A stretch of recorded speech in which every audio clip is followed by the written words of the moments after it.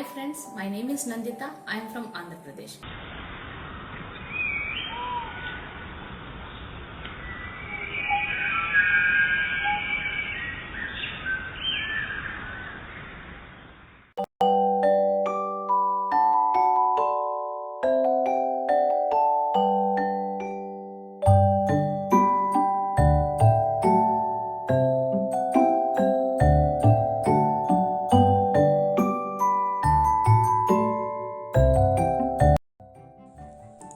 Now let us discuss about smile molds. The smile molds are saprophytic protisters. Anton D. Berry 1875 related them to animals and called them as Mycetozoa. These are also named as fungus animals because they share the common characteristics of animals and are known as protistogen fungi. And due to their protistine nature, the general features of smile molds are discussed here are T smile molds and are acellular and cellular types. About 600 species are present in smile molds.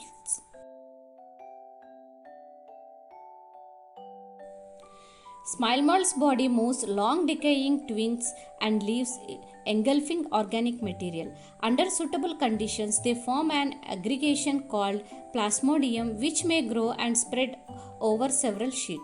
During unfavorable conditions, the plasmodium differentiates and form fruiting bodies bearing spores at their tips. The spores possess true walls.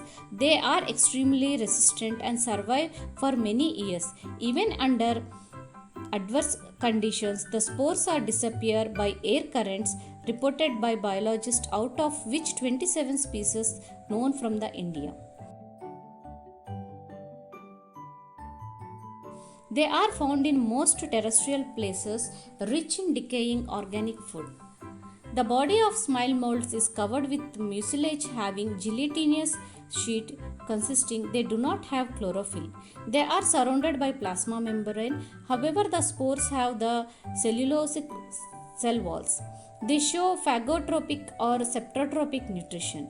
Both sexual and asexual modes of reproduction occurs in smile molds.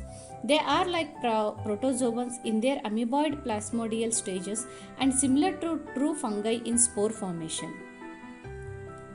Acellular smile molds are common, found on dead and decaying plant matter. The cellular smile molds occurs in all humans containing upper layer of dump soil.